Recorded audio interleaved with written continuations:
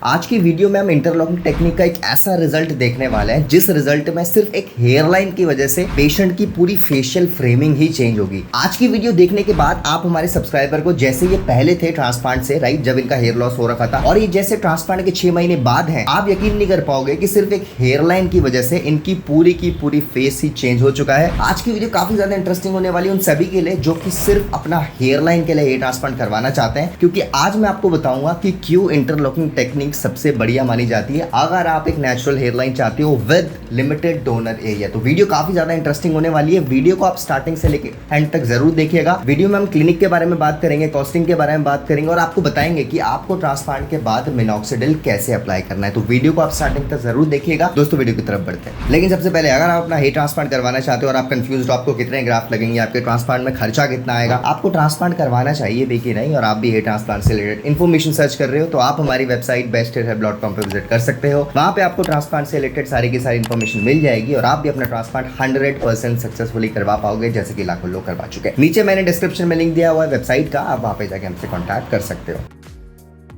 तो गाइस सबसे पहले हम शुरुआत करते हैं ट्रांसप्लांट से पहले की कंडीशन के बारे में, जो हमारी सब्सक्राइबर की कंडीशन थी। अब देखो मैं आपको पहले क्लियर कर दूं, इनकी एज 28 ईयर ओल्ड थी। ये बेसिकली राजस्थान से थे और पिछले 3 साल से हेयर लॉस से सफर कर रहे थे, राइट। अब मैं बात करूं ट्रांसप्लांट से पहले की, तो इन्होंने ट्रांसप्लांट से पहले बहुत सारे ट्रीटमेंट्स ले चुके थे, राइट। इन्होंने एक सलमान वाला ट्रीटमेंट भी लिया था, बहुत सारे बड़ी जो मार्केटिंग चल रही है प्रोडक्ट्स की, वो सारे प्रोडक्ट्स इन्होंने ट्राई करे थे। ऑलरेडी 20 से 30 हजार रुपए ऑलरेडी वेस्ट कर चुके थे ट्रांसप्लांट से पहले डिफरेंट प्रोडक्ट्स और ट्रीटमेंट में। बट फ्रंटल हेयरलाइन एक ऐसी चीज होती है जो कि आप कुछ भी ट्राई कर लो वापस नहीं आने वाली। तो इनका फ्रंटल हेयर लॉस बहुत तेजी से होता ही चला गया और ये अपने पैसे बर्बाद करते चले गए, राइट। फाइनली इन्होंने हेयर ट्रांसप्लांट करवाने का प्लान किया। अब मैं अगर इनकी कंडीशन की बात करूं तो आप देख सकते हैं फ्रंटल हेयर लॉस काफी ज्यादा हो चुका है। एग्जिस्टिंग हेयर बीच में थोड़े बहुत बचे हुए हैं, लेकिन वहां पे भी ट्रांसप्लांटेशन ऑब्वियसली होगा। बट अगर मैं बात करूं हेयरलाइन की, तो फ्रंटल हेयरलाइन काफी हद तक रिसीड हो चुकी है। पीछे क्राउन में भी थिनिंग इनकी ऑलरेडी आ चुकी है। अब आप इनके फेशियल स्ट्रक्चर को एक बार देख लो और ध्यान रखना, अभी इनका जो फेशियल स्ट्रक्चर है वो थोड़ा गोल टाइप का आपको लग रहा होगा, राइट। और आगे जाके जब इनका रिजल्ट आएगा तब हम जब कंपैरिजन करेंगे तो आप लोग खुद ही शॉक्ड हो जाओगे कि इतना भयंकर ट्रांसफॉर्मेशन कैसे आ सकता है। अगर हम बात करें डोनर की, तो डोनर भी एवरेज था, बहुत अच्छा डोनर इनका बेसिकली नहीं था। अब इनके फेशियल स्ट्रक्चर के हिसाब से बेसिकली इनकी हेयरलाइन ड्रॉ करी गई। अगर आप हेयरलाइन का डिजाइन देख सकते हैं तो देखो हेयरलाइन ज्यादा एग्रेसिव नहीं रखी गई थी, क्योंकि इनके फेस को थोड़ा लंबा अपीयरेंस देना था, लंबा लुक देना था, तो इनकी हेयरलाइन को ज्यादा एग्रेसिव नहीं रखा गया। अगर हेयरलाइन ज्यादा एग्रेसिव हो जाती है तो फेस थोड़ा छोटा लगता है, राइट। आप कभी भी ध्यान देना, जितनी ज्यादा एग्रेसिव हेयरलाइन उतना आपका छोटा फेस लगेगा। बट इनके फेस के हिसाब से इनको फेस को थोड़ा लंबा करना था, तो इनकी हेयरलाइन को ज्यादा एग्रेसिव नहीं रखा गया, राइट। बहुत अच्छी तरीके से हेयरलाइन डिजाइन हुई, टेंपल डिजाइन हुए और इनके एग्जिस्टिंग हेयर के बीच में भी ट्रांसप्लांटेशन होना था, जो कि आगे जाके आप देखोगे। फाइनली इन्होंने इंटरलॉकिंग टेक्निक से अपना ट्रांसप्लांट करवाया। आप देख सकते हैं लगभग 3800 ग्राफ्ट्स इनके लगाए गए, frontal hairline, mid scalp, temples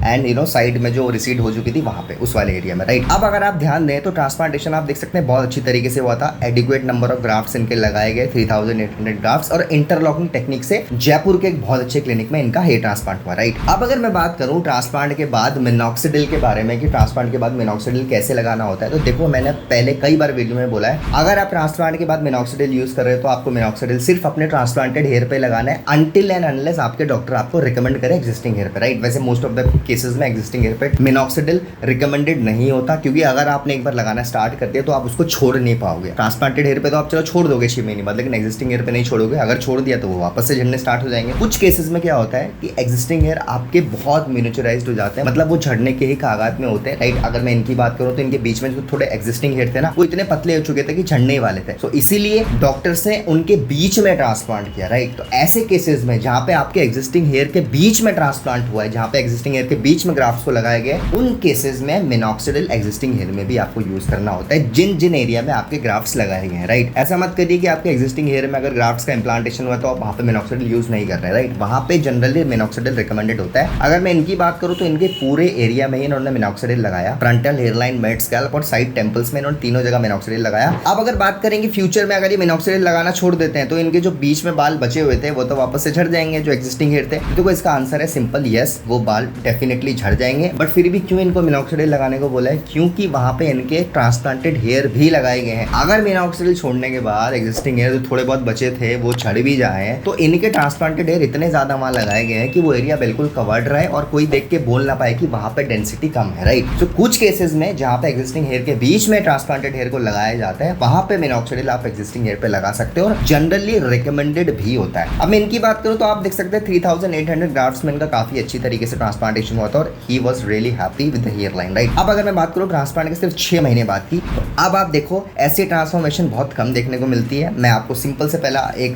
comparison दिखा देता हूं। अगर आप बिफोर और आफ्टर का देखो तो आफ्टर में इनका फेस पूरा ही चेंज हो चुका है, राइट। फेशियल स्ट्रक्चर आप देखो, सिर्फ एक हेयर लाइन की वजह से ना आपका फेस का पूरा शेप चेंज हो जाता है लिटरली। काफी लोगों को हेयर लाइन का इंपॉर्टेंस नहीं पता होता। कई हेयर लाइन से ना आपका पूरा फेस चेंज हो सकता है। और मैं आपको बता दूं ऑनेस्टली, हेयर लाइंस आपको 10 टाइम्स ज्यादा अट्रैक्टिव बना देती है अगर आपका फेशियल स्ट्रक्चर सिर्फ हेयर लाइन की वजह से खराब हुआ हो, राइट। उस केस में अगर आप हेयर लाइन रिपेयर करवा लो ना 10 टाइम्स ज्यादा आपको अट्रैक्टिव बना देगी, there is no doubt about it. और इनका देखिए ना, पहले गोल सा फेस लग रहा था ट्रांसप्लांट के सिर्फ 6 महीने बाद जब इनकी हेयर लाइन आ गई और अभी पूरा रिजल्ट आया नहीं है। फिर आप देखिए पूरा फेस चेंज हो चुका है, पूरा फेशियल स्ट्रक्चर चेंज हो चुका है, बहुत ज्यादा यंग लग रहे हैं पहले से, राइट। इंटरलॉकिंग से ट्रांसप्लांट हुआ था तो आप देख सकते हैं रिजल्ट काफी ज्यादा नेचुरल लगा और कॉन्फिडेंस बेसिकली दिख रहा है आपको इनके फेस में, राइट। अब अगर मैं मेडिकेशन के बारे में बात करूं तो इन्हें ट्रांसप्लांट के बाद सिर्फ मिनॉक्सिडिल लगाया था, राइट। इन्होंने फिनिस्टाइड नहीं ली, इनको फिनिस्टाइड रिकमेंड नहीं की गई थी। इन्होंने सिर्फ मिनॉक्सिडिल एंड बायोटिन यूज किया लगभग 6 से 7 महीने तक एंड अभी इन्होंने ये सब छोड़ दिया और आप देख सकते हैं रिजल्ट इनका काफी अच्छे से मेंटेन है, राइट। और मुझे सबसे अच्छी बात इनके रिजल्ट में ये लगी कि अगर आप इनके ऊपर वाले एरिया में देखो रिजल्ट के बाद तो इनके ट्रांसप्लांटेड हेयर देखिए एग्जिस्टिंग हेयर से कितनी अच्छी तरीके से मैच हो रहे हैं। पीछे वाले हेयर की डेंसिटी अगर आपके ट्रांसप्लांटेड हेयर से मैच हो जाए उससे बढ़िया कोई भी रिजल्ट नहीं हो सकता, राइट। अगर आपकी पीछे वाली हेयर की डेंसिटी ट्रांसप्लांटेड हेयर की डेंसिटी से मैच हो जाए। लिटरली गाइस 2 चीजें बहुत इंपॉर्टेंट होती है। नंबर 1 योर हेयर लाइन, अगर वो हेयर लाइन नेचुरल है तो डेफिनेटली आपका रिजल्ट बहुत अच्छा लगने वाला है। सेकंडली आपकी जो ट्रांसप्लांटेड हेयर की डेंसिटी अगर एग्जिस्टिंग हेयर से मैच हो रही है तो आप समझ जाइए आपका रिजल्ट बहुत ही ज्यादा बढ़िया है, ठीक है। और इनके 3800 ग्राफ निकालने के बाद भी इनका डोनर इतना अच्छा अभी भी सेव्ड है कि अगर फ्यूचर में 15-20 साल बाद इन्हें दोबारा ट्रांसप्लांट करवाना पड़े क्राउन में तो इनके पास ऑलरेडी ग्राफ्ट्स बचे अवेलेबल रहेंगे, राइट। अभी तो चलो साल में 1-2 PRP ले लेंगे तो क्राउन में हो सकता है कभी जरूरत पड़े ही ना, लेकिन अगर फ्यूचर में पड़ती है तो इनके पास एडिक्वेट ग्राफ्ट्स अवेलेबल है कि फ्यूचर में ट्रांसप्लांट कर पाए, राइट। तो इसीलिए मैं बोलता हूँ क्लिनिक आपको अच्छे से क्यों चूज करना है, क्योंकि वहां पे ओवर एक्सट्रैक्शन नहीं होना चाहिए। अगर ओवर हार्वेस्टिंग हो गई, अगर आपको 3000 ग्राफ्ट की रिक्वायरमेंट थी और उन्होंने 4000 ग्राफ्ट निकाल दिए, उस समय तो आपका रिजल्ट बहुत अच्छा आ जाएगा, नो डाउट। लेकिन जब आपको सेकंड टाइम ट्रांसप्लांट की जरूरत पड़ेगी 10 साल बाद, 15 साल बाद, हो सकता है आपके पास डोनर एरिया ही अवेलेबल ना हो, फिर उस समय आप रिग्रेट करो। तो डोनर एक ऐसी चीज है, कितने भी पैसे खर्च कर लो डोनर वापस से कभी नहीं उगता, राइट। तो डोनर आपके पास लिमिटेड है, पैसे हो सकता है अनलिमिटेड हो आपके पास फ्यूचर में, बट डोनर लिमिटेड है। इसीलिए बोलता हूँ एक बार ट्रांसप्लांट कराओ, एक अच्छे क्लिनिक से ट्रांसप्लांट कराओ। बजट नहीं है, वेट कर लो, सस्ते के चक्कर में खराब प्लीज ट्रांसप्लांट मत करवाओ, वेट कर लो। ऑब्वियसली अगर आज आपको करवाना है 6 महीने बाद करवाओगे कोई ज्यादा फर्क नहीं पड़ेगा, बट अगर डोनर खराब हो गया तो जिंदगी भर आप रिग्रेट करने वाले हो, ठीक है। और मैं इसलिए बोल रहा हूँ क्योंकि हमें काफी लोग कॉन्टैक्ट करते हैं जो एक बार ऑलरेडी खराब करवा चुके होते हैं और रिजल्ट नहीं आया होता। और सबके 2 ही रीजन होते हैं। नंबर 1 रीजन बजट के चक्कर में खराब क्लिनिक से ट्रांसप्लांट करा लिया, सेकंड रीजन बिना रिसर्च करे ट्रांसप्लांट करवा लिया, तो अभी वो फिर जिंदगी भर पछताते रहते हैं, ठीक है। और ऑप्शन क्या बचता है फिर, विग पहनो लाइफ टाइम, ठीक है। तो